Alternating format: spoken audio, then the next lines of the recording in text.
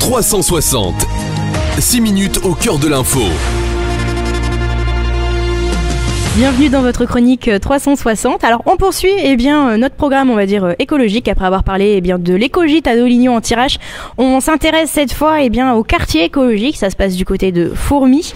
On va en parler évidemment en compagnie du maire de la commune, Michaël Hirault. Bonjour. Bonjour Juliette. On parle beaucoup de l'environnement en ce moment, de l'écologie. On a eu le salon de l'énergie à Momigny, la fête de l'énergie à Fourmies, la COP21 qui approche.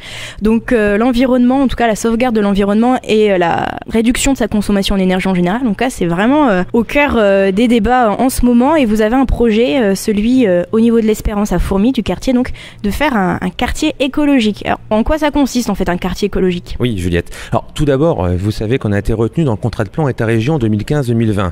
Ce qui fait que le quartier d'Espérance peut prétendre à des aides de la région et de l'État et donc de l'ANRU en vue d'une rénovation urbaine. Donc en fait, je souhaite bénéficier de ce contrat de plan État-région pour déjà d'une essayer d'abattre la tour Jeanne III et la résidence Jeanne III. Et j'ai réfléchi, parce que je reçois des gens toutes les semaines dans mes permanences, et beaucoup de personnes viennent me voir parce qu'ils ne savent plus payer leur facture d'énergie, que ce soit gaz ou électricité. Alors certes, on essaie de trouver une solution via le CCAS ou le FSL, mais je me suis dit, c'est bien gentil ça, mais on ne peut pas non plus continuer toujours à dépenser de l'argent sur la collectivité. Je pense qu'il faut régler le problème à la source. Il faut vraiment régler le problème de la consommation d'énergie. Et c'est pour ça que j'ai une idée de créer des quartiers écologiques. Je dis voilà, au moins les gens pourront être dans des habitats à basse consommation d'énergie et pourquoi pas même à l'habitat à énergie positive. C'est-à-dire qui produit plus d'énergie qu'il n'en consomme. Voilà. Et ça réglerait le problème des factures justement, ici, des Fourmisiens, voilà. Est-ce que les matériaux vont être aussi écologiques ? Est-ce qu'on est dans cette démarche-là également ? C'est surtout l'isolation thermique qui va jouer énormément. Il y aura aussi certainement du panneau solaire. Ça, c'est en cours. On est en train de le regarder puisqu'on est en train seulement d'établir le protocole de préfiguration qui sera présenté à l'ANRU et la région. Et seulement derrière, il va y avoir des plans beaucoup plus précis, je dirais. C'est vrai que là, on se dépêche. Moi, j'ai eu la réponse du contrat de plan Interrégion le 18 juin dernier. Donc, vous voyez, nous sommes en octobre. On a déjà bien avancé sur le projet. Je souhaite donner mon protocole de préfiguration pour fin décembre et en continuer à avancer. Alors je voulais dire aussi que comme j'ai ciblé quand même 2 quartiers à Fourmies, 2 nouveaux quartiers à Fourmies, certes on va pas construire 300 maisons, c'est pas le but non plus. Le but c'est de faire une impulsion.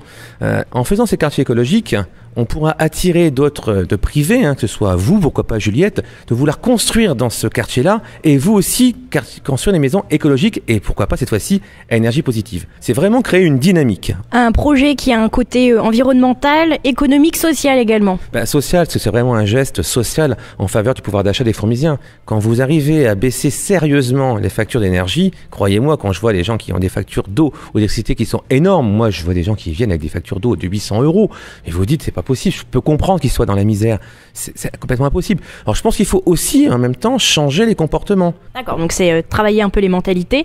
Donc un quartier qui s'installe, vous l'avez dit, donc à l'Espérance. Donc forcément, va falloir démolir un peu.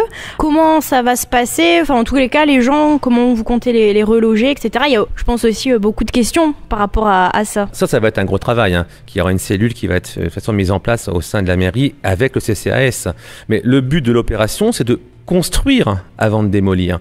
Donc il n'y aura pas ce qu'on appelait une opération de tiroir en fait. Les gens ne vont pas être relogés temporairement pour être relogés ensuite. Non, on va construire et seulement après proposer à la population d'intégrer les logements. Mais bon, c'est un travail de longue haleine. Il faudra faire beaucoup de réunions publiques, voir les gens, leur proposer, parce que vous n'allez plus habiter l'Espérance, mais habiter un autre quartier, ou soit Trieux ou la gare, ça c'est pas comme ça. Il faut quand même que les gens veuillent aussi. Donc il y a un gros travail qui va être fait en amont de toute façon. Vous me disiez également tout à l'heure que ces maisons qui vont être construites, donc il va y en avoir pour la location et d'autres à la vente, et puis des terrains aussi, c'est comme vous le disiez, une vraie impulsion. Comment on sensibilise les gens vraiment à vivre dans ces maisons ? Est-ce qu'il ne va pas y avoir un surcoût ? Non, il y a un surcoût qui est estimé de l'ordre de 10 à 20% pour des maisons écologiques, donc soit à énergie positive ou passive. Mais ce coût-là, en fait, vous récupérez largement sur les quelques années qui suivent. Puisque quand vous voyez le prix d'énergie, qui ne cessera de toute façon d'augmenter, vous êtes largement gagnant. Il ne faut pas oublier que vous avez aussi derrière des crédits d'impôt. Alors, il y avait aussi une petite polémique qui était survenue suite à justement la possible destruction donc de la tour Jeanne 3, puisqu'apparemment il y a déjà un crédit dessus. Il n'y a pas de crédit sur la tour Jeanne 3, c'est sur la résidence Jeanne 3. Mais de toute façon, le temps qu'on démolisse la tour Jeanne 3, enfin la résidence Jeanne 3, il se passera encore des années, et donc les annuités de toute façon vont être réglées d'ici là. Vous comptez sur des subventions aussi, puisque je crois que ça s'inscrit dans la troisième révolution industrielle. Déjà, c'est le contrat de plan État-région qui va nous aider, c'est l'ANRU, l'État, la région, il y aura aussi l'Europe. Pour le moment, les modalités financières ne sont pas encore définies, donc je ne peux rien vous dire puisque la région ne les a pas encore définies. Devrait être fixé en début d'année. Quant au coût du projet, nous sommes seulement en train de calculer. Vous savez, quand on a signé le contrat de ville, justement, le préfet de région m'avait dit ne vous souciez pas de l'enveloppe, faites un projet ambitieux. Dernière question, vous parlez de la région. Est-ce que les futures élections mettent pas un peu le doute justement sur de possibles subventions pour l'avenir ? Je vous avouerai que moi j'ai peur, oui en effet. Je me dis que si la région passait au Front National, oui j'ai peur. Parce qu'un parti qui est europhobe, alors que la région est censée gérer les fonds de l'Europe, oui, je m'inquiète. Je me dis, mes projets, comme ceux de nombreux maires dans la future région Picardie-Nord-Pas-de-Calais, à mon avis, ne verront pas le jour. C'est ça ce qui me fait peur. Merci Michael Hirault de nous avoir fait ce zoom sur ce projet de quartier écologique. L'habitat et l'économie d'énergie, ce n'est qu'un pilier en fait dans la troisième révolution industrielle, qu'il y a aussi un pilier important qui est l'économie. Et je vais aussi travailler sur un projet économique derrière. Voilà, mais ça fera l'objet, je pense, d'une autre interview dans quelques mois. Voilà. Bon, mystère, on vous en reparle évidemment très vite. Et puis je vous souhaite bien sûr une bonne suite de programmes sur Eco FM. 360 du lundi au vendredi à partir de 6h30 sur Eco FM. Chaque jour, un sujet, des invités pour un tour complet de l'actualité.